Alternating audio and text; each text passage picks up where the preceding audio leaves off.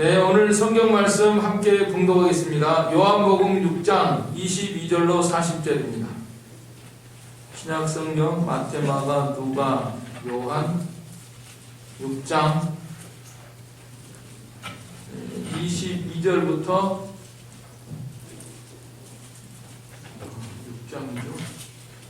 6장 22절부터 40절까지 우리 함께 읽겠습니다. 22절.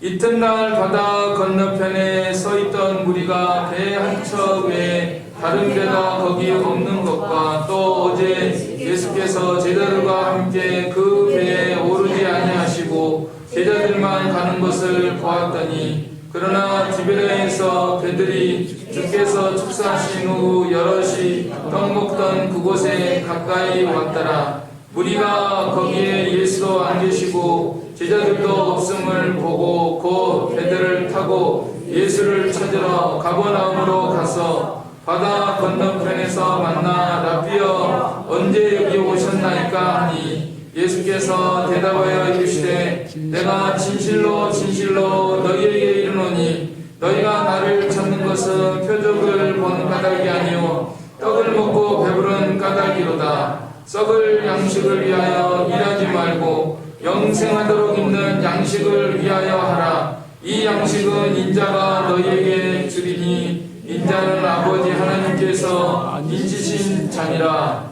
그들이 묻되 우리가 어떻게 해야 하나님의 일을 하오리까? 예수께서 대답하여 이르시되 하나님께서 보내신 일을 믿는 것이 하나님의 일이니라 하시니, 그들이 묻되 그러면 우리가 보고 당신을 믿도록 행하시는 표적이 무엇이니까? 하시는 일이 무엇이니까? 기록된 바 하늘에서 그들에게 떡을 주어 먹게 하였다 함과 같이 우리 조상들은 광야에서 만나를 먹었나이다. 예수께서 이르시되 내가 진실로 진실로 너희에게 이르노니 모세가 너희에게 하늘로부터 떡을 준 것이 아니라 내 아버지께서 너희에게 하늘로부터 참 떡을 주시나니, 하나님의 떡은 하늘에서 내려 세상에 생명을 주는 것이니라. 그들이 이르되 주여 이 떡을 항상 우리에게 주소서. 예수께서 이르시되 나는 생명의 떡이니 내게 오는 자는 결코 줄이지 아니할 터이요 나를 믿는 자는 영원히 목마르지 아니하리라. 그러나 내가 너희에게 이르기를 너희는 나를 보고도 믿지 아니하는도다 하였느니라. 아버지께서 내게 주시는 자는 다 내게로 올 것이요 내게 오는 자는 내가 결코 내쫓지 아니하리라. 내가 하늘에서 내려온 것은 내 뜻을 행하려 함이 아니요 나를 보내신 이의 뜻을 행하려 함이니라. 나를 보내신 이의 뜻은 내게 주신 자 중에 내가 하나도 잃어버리지 아니하고 마지막 날에 다시 살리는 이것이니라. 내 아버지의 뜻은 아들을 보고 믿는 자마다 영생을 얻는 이것이니 마지막 날에 내가 이를 다시 살리리라 하시니라. 아멘. 네, 오전에 광고한 대로 오늘 이 시간에는 도봉교회副목사로 섬기고 있는 우리 석진건 목사님께서 나와서 말씀 전해 주시겠습니다. 우리 환영하는 의미로 다 같이 할렐루야 하면서 박수로 환영하겠습니다. 하나님께 박수로 영광 돌리면서 감사하면서 할렐루야 다 환영하겠습니다. 할렐루야 어서 오십시오.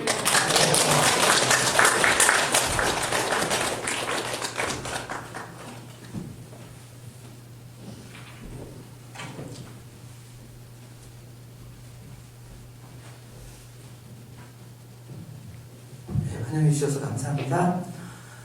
도봉교회에서 부목사로 겸임하고 있는 석진건 목사입니다. 하나님께서 귀한 교회로 말씀을 전화로 보내셨는데 이 시간에 하나님께서 우리와 함께 하셔서 은혜를 주시기를 간절히 바랍니다.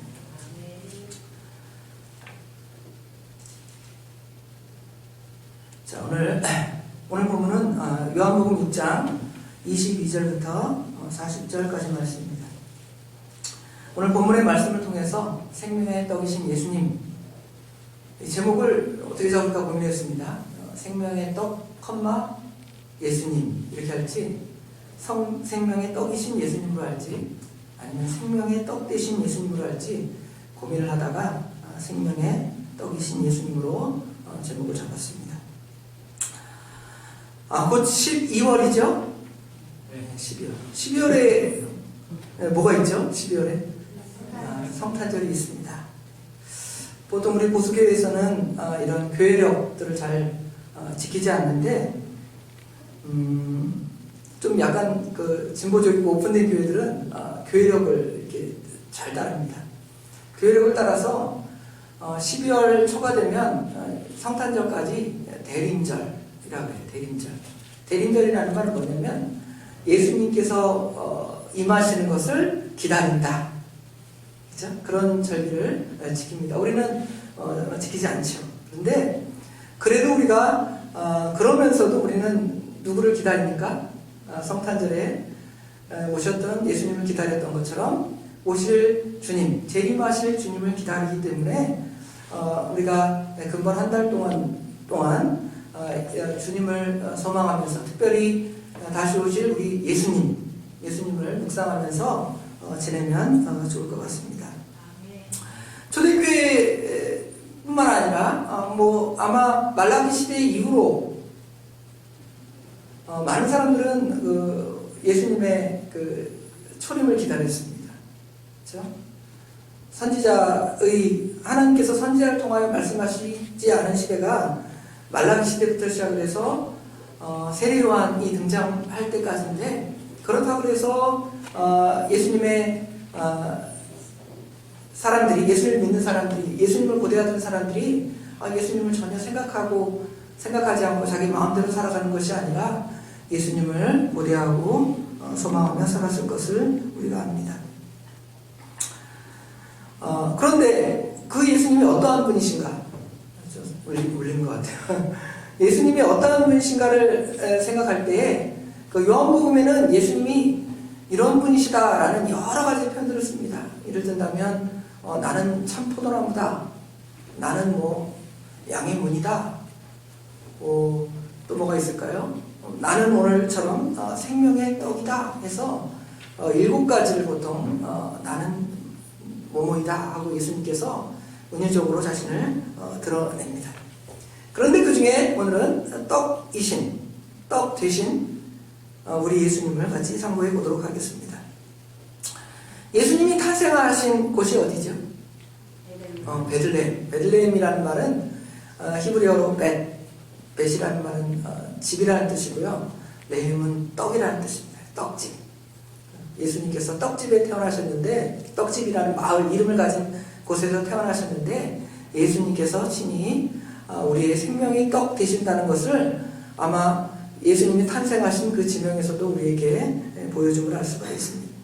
그래서 오늘 본문 6장 22절부터 40절, 또는 6장 전체가 예수님께서 나는 생명의 떡이다 이렇게 말씀하시는데, 생명의 떡 되신 예수님을 상고해 보겠습니다. 첫 번째로 우리가 상고할 것은 생명의 떡에 대한 오해입니다. 생명의 떡, 그럼 여러분 생명의 떡 그러면 예수님에 대해서 무슨 이미지가 생각이 납니까? 성찬식도 생각이 나고, 또 오병이어, 2가지가 보통 많이 생각이 날 겁니다.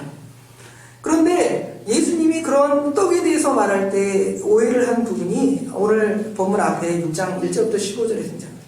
예수님께서 오병이어의 이적을 행하시잖아요. 행하면 많은 사람들이 오병이어의 능력을 보고 예수님을 좋아하고 예수님을 따르는 것은 좋은데 예수님을 따르는 진짜 목적이 다르다는 것을 분명히 드러내죠. 자, 요한복음 6장 15절에 보면, 그러므로 예수께서 그들이 와서 자기를 억지로 붙들어 임금 삼으려는 줄 아시고 다시 혼자 산으로 떠나가시니라 하겠죠. 예수님께서 오병이어의 이적을 행하니까 대단하다. 이런 사람을 왕이나 대통령으로 세우면 모든 문제가 다 해결되겠구나 그런 거죠. 그렇죠? 여러분, 대통령 선거를 할 때 사람들이 어떤 사람을 보통 대통령을 뽑죠? 사실 우리는 그 사람의 어떤 정치적인 사상, 그죠? 이념들이 이 민주주의 정신에 맞고 또 자유민주주의 정신에 맞냐 이걸 우리가 생각하는 것이 아니라 그 사람이 우리에게 먹을 것만 잘 주면 그 사람 대통령 뽑아야 돼. 그러니까 대통령 선거할 때 공약을 하잖아요. 이 사람에게 2만 홈씩 주겠습니다. 애들한테 왕창 주겠습니다. 막 그러잖아요. 그러면 사람들이 거기에 혹해서 그 사람이 공산 정권의 사상을, 사회주의 사상을 가진 사람인지 아니면 우리와 똑같은 민주적인 자유민주적인 사고를 갖고 있는 사람인지 어떻게 해요? 생각도 안 하고 탁 뽑아줘요. 그죠? 그런 사람이 대통령을 하니까 나라가 좀 어지러울 때도 덜어 있음을 알 수가 있습니다. 마찬가지로 예수님은 보리떡 5개와 물고기 2마리로 5,000명을 먹이시는 걸 보니까 그런 분을 예수님으로 뽑아 놓으면 그분을 왕으로 세워 놓으면 우리의 뭐는 해결되겠다? 먹을 문제는 다 해결되겠다. 그러니까 예수님을 어떻게 하는 거예요? 왕으로 삼고 임금으로 삼으려 했습니다. 이게 예수님에 대한 오해죠. 물론 예수님이 우리의 육신의 문제도 해결해 주시고 도움을 주십니다. 우리가 다 이걸 예수님의 하시는 일을 다 영으로 해석하면 안 돼요. 그렇죠? 예수님, 우리 먹을 것 예수님이 주시잖아요. 그러니까 우리가 추수감사절을 하죠. 만약에 그렇지 않다면 우리가 하나님 앞에 추수감사절을 안 드리겠죠. 추수한 거 감사합니다. 하나님께서 우리에게 햇빛과 비, 공기를 주셔서 우리가 먹을 것을 충분히 먹고 살아갈 수 있음을 감사합니다. 이런 것처럼 우리의 이 육신의 생명도 우리 하나님이 주시지만 그것이 우리 주님의 메인의 사역이 아닌데도 이 사람들은 그것이 예수님의 메인 사역인 줄 알고 예수님을 붙잡아서 억지로 임금 삼으려는 그러한 일을 행하고 있는 것이죠. 그리고 그 다음날 또 쫓아와요. 지금 여기 22절부터 시작해서 쭉 보면 다시 예수님이 그 다음날 되니까 22절 시작하면 이튿날이잖아요. 오병이어의 이적을 행하고 밤에 이제 우리를 걸어오신 사건 이후에 그 다음날 그 사람들이 또 예수님을 따라옵니다. 예수님 왜 따라왔을까요? 예수님께서 예수님 따라다니면 최소한 먹을 거는 해결된다 이렇게 생각을 하니까 예수님 따라오려는 겁니다. 그러니까 예수님께서 여기 26절에 말씀하시죠. 예수께서 대답하여 이르시되 내가 진실로 진실로 너희에게 이르노니 너희가 나를 찾는 것은 표적을 본 까닭이 아니요 떡을 먹고 배부른 까닭이라. 너희들은 결국 나를 따라오는 것이 경제적인 문제 그거 해결하려고 나를 따라온 것이 아니냐 하면서 예수님께서 그들에게 참된 그 생명의 떡의 의미들을 이제 설명해주고 가르치는 내용이 야고보 6장 오늘 본문부터 시작을 해서 마지막 여기 71절까지 쭉 기록되어 있습니다. 이 생명의 떡에 대한 오해는 다양하죠. 예수님께서 여기도 보면 예수님께서 나를 먹어라 그러니까 예수님께서 자기 살을 찢어서 나에게 먹을 것을 주려는 걸 보니까 예수 믿는 사람들에 대한 오해, 성찬식 같은 데에서는 예수 믿는 사람들은 무슨 식인종이나 아니면 피를 빨아먹는 흡혈귀 같은 그런 괴물로 생각을 해서 예수 믿는 사람들을 피해 다니고 뭐 그런 경우도 있다고 합니다. 아무튼 예수님에 대한 오해가 분명히 드러나 있습니다. 그러면 그 당시에만 예수님에 대해 오해를 하는가? 오늘날도 마찬가지. 오늘날도 예수님에 대해 오해를 하면 교회 가면 하나님께 복을 받고 경제적으로 부자가 됩니다. 이렇게 생각을 하는 사람도 있습니다. 물론 예수 믿으면 어느 정도 하나님께서 은혜를 주시는 경우가 많이 있습니다. 우리 대한민국이 지난 150년 동안 하나님을 섬기니까 우리를 일제 억압에서 풀어주고, 그죠? 6.25 전쟁에서 이기게 하고 또 우리 경제적인 공포에서 이기게 해줬잖아요. 분명히 우리가 예수님을 잘 믿기 때문에 하나님께서 우리에게 그런 은혜를 주신 것은 확실합니다. 그러나 그것이 메인이 되니까 나중에 하나님 없이도 더 잘 산다고 생각을 하니까 대한민국의 형편을 보니까 대한민국 사람들이 어떻습니까? 교회를 점점 떠나죠. 교회 안 다녀도 경제적으로 우리나라가 잘 먹고 잘 사는데 굳이 교회 가서 예전처럼 교회 가면 교회에서 떡도 나눠주고 먹을 것도 주니까 거기 가서 그거라도 먹겠다고 오는 시대도 있었지만 그러지 않아요. 요새 아이들에게 전도해서 먹을 거 많이 준다고 그랬어도 뭐 혹시 한동안 따라오다가 우리 집에 더 먹을 거 많습니다 하고 교회 오지 않습니다. 그것이 바로 육신의 것만 해결을 하려는 그 단계 아래서는 예수님을 결코 이해할 수 없고 예수님을 결코 따라갈 수 없음을 우리가 이 말씀을 통해 생각해 볼 수가 있는 것이죠. 그 이제 두 번째로 우리가 생각해 볼 것은 생명의 떡, 예수님에 대한 바른 이해입니다. 그럼 생명의 떡, 예수님이 어떻게 생명의 떡, 예수님을 어떻게 이해할 것인가? 사실은 굉장히 이 말씀은 어려운 말씀입니다. 왜냐하면 이 생명의 떡의 문제는 믿음의 문제이기 때문에 그렇습니다. 믿음이 없으면 생명의 떡 이 의미를 결코 이해할 수 없습니다. 예수님께서 자신을 생명의 떡이라고 하니까 사람들이 어떻게 반응하냐면 예수님 너무 어렵습니다. 여기 60절 뒤에 60절에 보면 제자 중에 여럿이 듣고 말하되 이 말은 어렵도다. 누가 들을 수가 있겠는가 하고 예수님의 말이 어렵다는 거예요. 그리고 이제 심지어는 그 오해한 사람들 중에는 제자들 가운데도 예수님을 배신하는 자가 있잖아요. 가룟 유다는 예수님 따라다니면 하나님께서 이스라엘을 강성하게 해서 이스라엘 민족을 크게 해서 하나님께서 이스라엘 민족을 다시 세울 거다. 이스라엘 왕국, 육신적인 이스라엘 왕국을 세울 것으로 생각하고 예수님 따라다닌 거예요. 그런데 예수님이 말씀 들어보니까 나 십자가에 못 박혀 죽을 거다. 3일 만에 살아날 거다.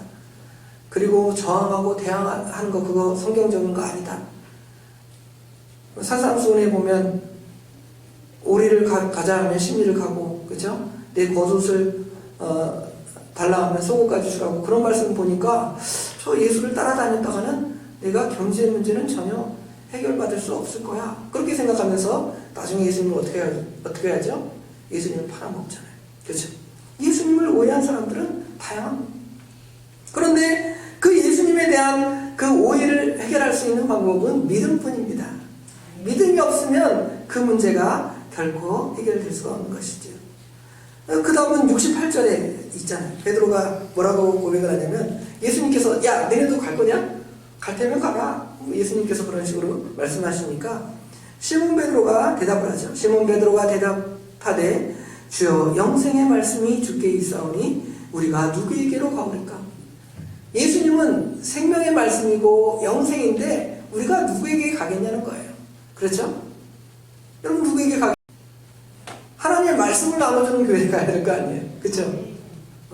그런데 그것이 없는 육신의 것들만 해결해주고 정작 중요한 영의 말씀들이 선포되지 않으면 그것은 결국은 그냥 그 자선기관, 구제단체 정도에 불과한 거예요. 그런데 교회는 영적인 구제단체이기 때문에 육신의 문제도 그럼 교회가 육신의 문제는 상관하지 않는가 그러지 않아요. 교회도 열심히 구제할 부분들은 구제하고 가난한 사람들에게 나눠줘야 되겠죠. 그러나 그러한 관계에서 중요한 것, 가장 중요한 건 하나님의 말씀이 선포되도록 해야 한다는 것을 우리가 분명히 알 수 있습니다. 생명의 떡에 대한 바른 이해는 사실은 떡과 포도주에 대한 이해로 연결이 됩니다. 그렇죠? 예수님께서 성찬식에 떡을 나눠주고 포도주를 나눠주고 이것은 내 몸이다. 이것은 내가 너를 위해 흘리는 피다. 설명을 하잖아요.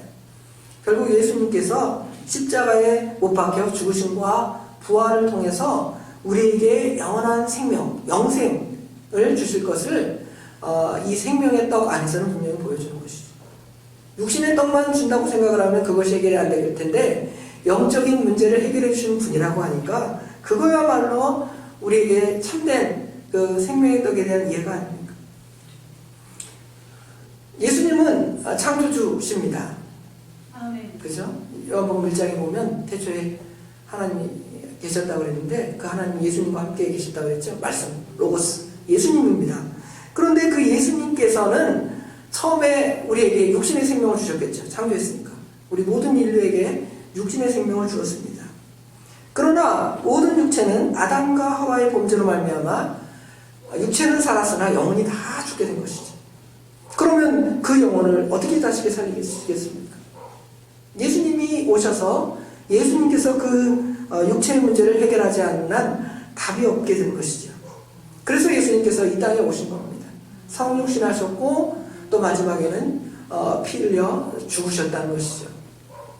오늘 오전에 저희 담임 목사님께서 요한일서 5장 말씀을 통해서 무슨 말씀을 하셨냐면 증거하는 것이 세 개라는 거예요. 예수님을 증거하는 것. 그게 뭐냐면 피와 물과 성령이라. 피와 물에 대한 설명. 피는 이제 보통 일반적으로 말씀을 말하는데 그 요한일서 5장의 피의 설명들을 물에 대한 설명들을 이제 말씀으로 하지만 그 물을 예수님의 그 사역의 시작과 끝으로 보고 계시더라고요. 예수님의 사역의 시작은 뭘로 시작하냐면 예수님께서 공생애를 세례를 받음으로 시작을 하죠. 요한부터 세례를 받죠. 그렇죠? 그 다음에 끝은 예수님의 십자가에 못 박혀 죽으심으로 이제 주님의 그 대속 사역은 다 완성됩니다. 예수님 물론 부활하셨고 승천하셨지만 예수님의 그 대속 사역은 예수님의 물로 시작을 해서 세례로 시작을 해서 예수님의 십자가의 죽으심으로 끝났어요. 예수님의 물은 우리가 세례를 받고 그렇죠? 그 다음에 예수님의 피는 우리가 성찬을 하잖아요. 그렇죠? 이거를 증언하는 분이 또 누구냐면 성령님이시래요. 그 예수님을 우리가 믿는 겁니다. 그렇죠? 이 예수님에 대한 바른 이해를 하지 않으면 예수님이 생명의 떡이다 그러면 진짜 떡입니까? 구약시대에 이스라엘 백성들에게 하늘로부터 뭐가 내렸죠? 만나가 내렸으니까 오늘날도 하늘로부터 만나를 내려서 우리의 육신의 문제를 해결해 줄까? 그렇게 생각을 하는 것이죠. 그러나 참된 만나이신 예수님을 만나지 못하면 그것에는 뭐가 없는 거예요? 영원 생명이 없는, 죽은 거나 마찬가지. 그런데 예수님에 대한 바른 이해를 통해서 우리가 그 생명의 떡을 먹고 그 생명의 은혜 가운데 들어가게 되는 겁니다. 자, 그럼 이제 마지막 대지로 우리가 생명에 대한 떡에 대한 바른 이해를 했죠. 그렇죠? 그럼 이제 아까 말한 대로 교정을 했습니다. 잘못된 이해가 있는데 바른 교정을 하고 그 교정을 하면 끝입니까? 그 교정에 대한 적용이 우리에게 있어야 되겠죠. 어떠한 삶을 살아야 할 것인가를 보여준 거죠. 어떠한 말씀이 이제 우리에게 살아서 우리에게 움직여야 되냐면 믿음이라는 것에 대해서 좀 더 생각을 해보겠습니다. 믿음. 아까 믿음은 여러분 그냥 갖는 게 아니죠. 믿음이 중요하다고 했는데, 그죠? 믿음은 내 스스로 가지는 것이 아닙니다. 믿음은 에베소서 2장에 보면 하나님의 선물이라고 분명히 선언하고 있습니다. 내가 믿음을 갖기 위해서 수고한다고 해서 믿음이 주어지는 것이 아니라 성령 하나님께서 우리에게 그 믿음을 우리에게 선물로 주셨기 때문에 우리는 그 믿음 안에서 살고 믿음을 고백하게 되는 겁니다. 그런데 여기 지금 28절 9절에 보면 희한한 질문을 합니다. 여기 예수님께서 하나님의 일을 하라고 그랬죠. 너희가 썩는 양식을 위해 일하지 말고 영생하도록 있는 양식을 위하여 하라고 그랬고 너희가 하나님의 일을 하라고 그러니까 여기 28절에 그들이 묻되 우리가 어떻게 하여야 하나님의 일을 하오리까 그러죠. 여기 하나님의 일이라는 단어는 복수의 형태로 되어 있어요. 이건 왜 이 사람들이 하나님의 일에 대해서 복수 형태로 말했을까? 그 헬라어 원문도 복수로 되어 있고요. 영어도 이제 웍스라는 단어로 써 있습니다. 그렇죠? 왜 이걸 이해를 해야 되냐면 이들은 생명을 얻고 구원을 받고 하나님의 은혜를 받으려면 뭔가 해야 돼요. 유대인들이 사상이 뭐냐면 율법주의적인 사상을 가지고 있잖아요. 뭔가 해야 구원, 율법을 지켜야 구원받는다. 어떤 한 부자 선한 청년이 예수님께 찾아와서 예수님 어떻게 해야 우리가 영생을 얻겠습니까? 하는 것처럼 세상에 없던 무슨 뭔가를 해야 구원을 받는다고 생각을 합니다. 그런데 예수님께서는 여기 보니까 29절에 예수께서 대답하여 이르시되 하나님께서 보내신 일을 믿는 것이 하나님의 일이니라. 여기 보면 이 단어는 단수예요. 그렇죠? 결국 뭘까요? 왜 이 단수로 표현했을까요? 하나님의 일이 그거밖에 없다는 거죠. 예수를 믿지 않으면 하나님의 일을 안 하는 거예요. 그러니까 여기 지금 단수 형태가, 복수 형태가 아니라 예수님께서는 나를 믿는 것이 하나님이라는 거야. 28절에 works라고 써있고 29절에 work of God라고 되어 있죠. 그쵸 보여요? 탄수로 되어 있습니다. 결국은 예수를 믿는 것만 오직 믿음. 그렇죠? 오직 믿음 없이는 우리가 구원받을 수 없음을, 이 생명의 떡을 백날 육신으로 떡을 왕창 먹어도 배에 기름만 끼지 저처럼 뚱뚱해지기만 하지 그거 아무 생명이 없다는 것이죠. 그 안에 나오는 이 영적인 의미들을 깨달아야 그 사람이 영이 살고 생명을 얻는 거 아니에요. 교회에서 왜 사람들에게 옛날에 떡을 나눠줬어요? 막 과자 이런 거 나눠줬어요? 교회 와서 뭘 들으라고? 하나님의 말씀을 듣고, 하나님의 말씀을 들으면 어떻게 되죠? 믿음은 들으면서 납니다. 교회 오지 않았는데 어떻게 하나님 말씀 듣겠습니까? 물론 뭐 길거리에 뿌려진 전도지를 보고 교회 올 수도 있고, 그렇죠? 아니면 누군가 친구의 얘기에 의해서 올 수 있지만 결국은 하나님 말씀이 보여지든 들려지든 다 그것이 이렇게 선포되고 나누어져야지만이 하나님께 올 수가 있는 거예요. 아버지께서 내게 주신 자는 37절에 보면 내게 올 것이요 내게 오는 자는 내가 결코 내쫓지 아니하리라. 내가 하늘에서 내려온 것은 내 뜻을 행하려 함이 아니라 나를 보내신 이의 뜻을 행하려 함인데 나의 보내신 이의 뜻은 내게 주신 자 중에 내가 하나도 잃어버리지 아니하는 것이요. 하나님 말씀이 계속 나눠지는 거예요. 생명의 떡을 나만 먹고 배부르는 것이 아니라 그 생명의 떡을 나도 먹고 다른 사람들에게 나누어주는, 결국은 떡을 나눠준다는 것은 복음, 전도의 사명을 우리가 감당하는 것이죠. 여러분이 그 사명을 감당해야 할 것을 가르쳐주는 거예요. 1차적으로는 예수님만이 우리의 생명이 되고 구원이 된다는 사실을 믿는 것이고요. 두 번째로는 그 사실을 이제 다른 사람들에게 생명을 살리도록 전하는 일을 우리가 감당해야 되는 것이죠. 거꾸로 원리가 되면 안 됩니다. 우리가 야고보서 주일학교 공과책의 야고보서를 이렇게 배우는데요. 거기 보면 이제 야고보서는 행함을 말하니까 마치 로마서와 전혀 다른 거라고 오해하는 경우가 더러 있습니다. 그러나 결코 그러지 않습니다. 야고보서를 받는 사람, 수신자는 누구냐면 예수 믿는 사람들이에요. 예수 믿는 유대인들이에요. 그러니까 우리에게 지금 야고보서가 전해지는 것이지 저 예수를 믿지 않는 사람에게 야고보서가 전해지는 게 아니에요. 여기 믿지 않는 사람들에게는 야고보서가 전해지는 게 아니라 요한복음 3장 16절. 그렇죠? 로마서 오직 의인은 믿음으로 말미암아 살리라 이런 말씀이 전해지겠죠. 그럼 그들이 와서 하나님 말씀을 들을 때에는 이제 우리 진짜 구원받는 사람들은 하나님 말씀을 따라 순종하며 살아간다는 말씀이 선포가 되겠죠. 그 말씀을 받아 우리가 순종하는 겁니다. 거꾸로 되면 뭐가 되냐면 율법주의자가 되는 거예요. 뭘 행해서 구원받는다고 생각하니까 율법주의자가 될 수밖에 없게 되는 것입니다. 자, 오늘 본문의 말씀을 통해서 생명의 떡 대신 예수님이라는 제목으로 하나님의 말씀을 선고했습니다. 혹시 유대인의 어리석음처럼 아까 여기 유대인이 어리석어서 예수님을 임금 삼으려 했잖아요. 우리 예수님을 우리의 생명의 떡이나 주는 기복주의적인 신앙을 가지고 하나님께 나오는 사람도 있습니다. 초신자들은 그럴 수도 있어요. 그렇게라도 먼저 와서 하나님 말씀을 들어야 되겠죠. 그런데 예수 믿은 지 오래이고 하나님 말씀, 생명의 말씀이 계속 선포되면 그거 미끼구나. 미끼 상품 있잖아요. 교회로 끌어들이기 위해서 미끼인데 그 미끼를 물어서 교회 와서 그 사람이 뭐가 사는 거예요? 영원히 사는 거죠. 그렇죠? 그러니까 교회에서 떡을 나눠주고 교회에서 아이들에게 간식도 주고 그런 거잖아요. 그런데 그들이 와서 계속 떡만 달라고 그러고 하나님 말씀 듣지 않고 그 영이 살지 않으면 그게 그 떡을 준 효과가 없잖아요. 아깝잖아요. 그렇죠? 그러니까 예수님께서 그들에게 너희가 나를 그렇게 오해하고 그죠? 육신의 배를 불리기 위해서 나를 따라왔구나 하고 책망하신 거죠. 참으로 예수님에 대한 바른 이해, 예수님은 하나님의 아들이요 참 하나님으로서 우리의 영적인 생명을 구원하러 오신 예수님이십니다. 그분은 우리를 위해 십자가에 못 박혀 죽으셨고 죄가 없으시기 때문에 부활하셨습니다. 그죠? 그것이 바로 그것을 믿는 것이 우리가 이 생명의 떡 되신 예수님을 바로 이해하는 것입니다. 그리고 그 예수님을 기다리는 거죠. 우리는 어떤 예수님을 기다리냐면 재림하시는 예수님을 기다리는 거예요.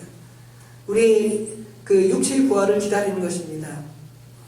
또 육체를 또 오해하는 경우가 있어요. 육체를 오해해서 육체는 다 죽을 거, 썩을 거, 없어질 거 그러지 않습니다. 예수님께서 그 육체를 입으시고 이 땅에 오셨어요.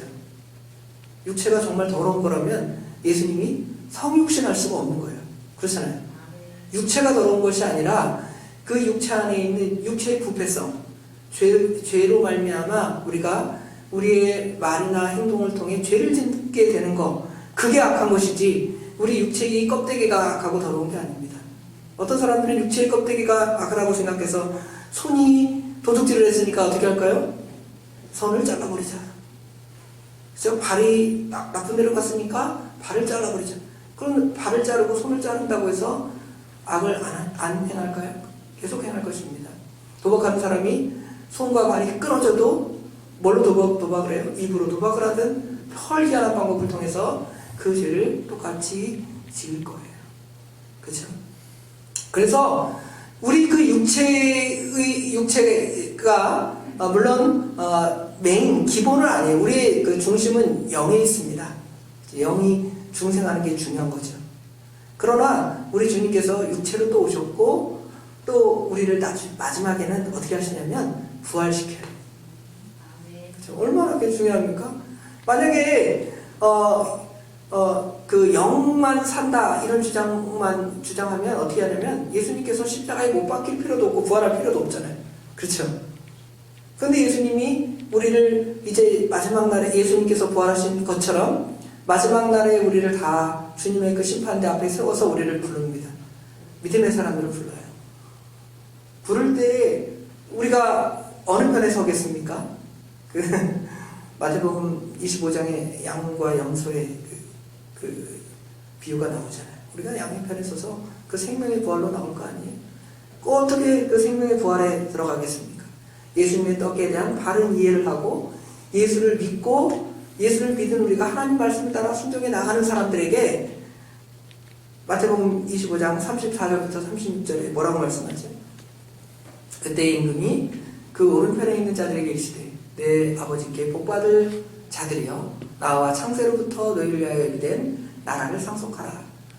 내가 줄일 때에 너희가 먹을 것을 주었고 목마를 때에 마시게 하였고 나그네 되었을 때에 영접하였고 헐벗었을 때에 옷을 입혔고 병들었을 때에 돌보았고 옥에 갇혀있을 때에 와서 보았느니라.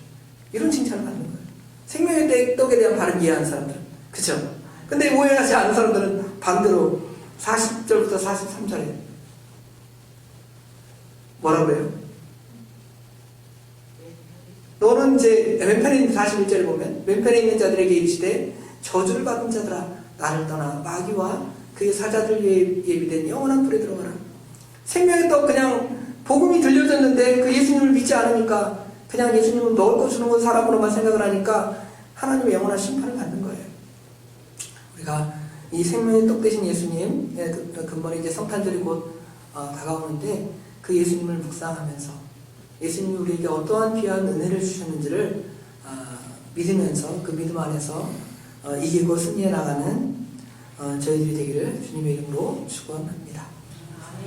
기도하겠습니다. 아버지 하나님 은혜와 사랑을 진심으로 감사합니다.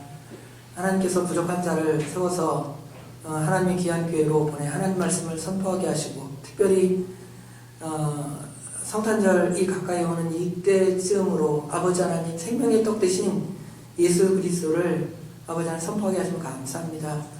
우리가 예수님을 잘못 이해해서 육신의 것만 해결해주는 분으로 아버지 하나님을 따라가면 우리가 육신의 것은 다 해결되겠구나 이런 착각으로 혹시는 기복주의적인 신앙을 가지고 하나님을 섬기는 저희들이 아니었습니까? 불쌍히 여겨주시었고 참된 영적인 생명 우리를 죄와 사망에서 구원해주신 그 예수님을 바로 깨달아 그 은혜에 감사하면서 우리가 어떻게 하면 주님의 은혜에 보답할고 주님 우리가 어떻게 하면 주님을 기쁘시게 하는 삶을 살아가겠습니까? 구할 때 하나님께서 우리에게 말씀하신 그 말씀들을 우리 귀에 들려지게 하시고 그 말씀을 순종해서 하나님께서 우리에게 주신 모든 영적인 육적인 은혜들을 다 받아 누리고 살아가는 모든 성도들이 될 수 있도록 우리 하나님 도와주시옵소서. 감사합니다. 예수님의 이름으로 간절히 기도드리옵나이다. 아멘.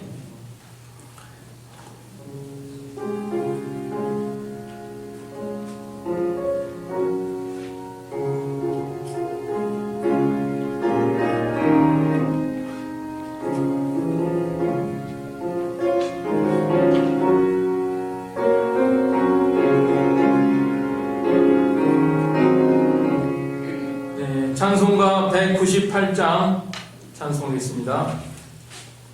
198장.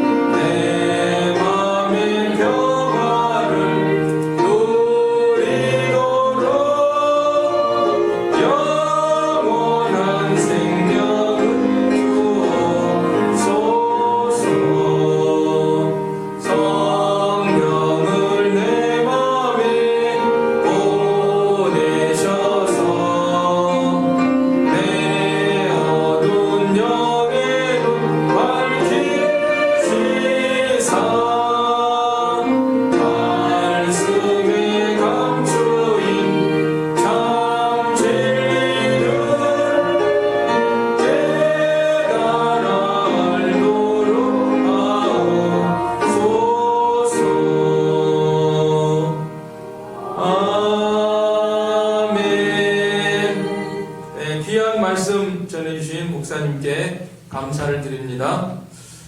그리고 오전에 광고를 못했는데 광명시에 성산교회가 있는데 거기 장로님 3분을 세운다고 이렇게 연락이 와서 거기 참석하려고 하는데 5시부터 저녁을 제공한다고 하니까 한 4시경에 출발하려고 합니다. 혹시 참여하실 분들이 있으면 4시에 같이 갈 수가 있습니다. 교회에서. 그 다음에 오전에 광고 드린 대로 제 이제 후임을 위해서 이렇게 재직회의가 있으니까 다 바로 시작할 테니까 그 자리에서 그냥 있어 주시고 예배 끝나면 제가 목사님 잠깐 전송하고 올 테니까 다른 분들은 다 자리에서 앉아주시면 제가 금방 올라오겠습니다. 자, 그러면은 주님 가르친 기도하고 예배를 마치겠습니다. 하늘에 계신 우리 아버지여, 이름이 거룩히 여김을 받으시오며 나라에 임하옵시며 뜻이 하늘에서 이룬 것 같이 땅에서도 이루어지이다. 오늘날 우리에게 일용할 양식을 주옵시고 우리가 우리에게 죄지은 자를 사하여 준 것 같이 우리 죄를 사하여 주옵시고 우리를 시험에 들게 하지 마옵시고 다만 악에서 구하옵소서. 대개 나라와 권세와 영광이 아버지께 영원히 있사옵나이다. 아멘.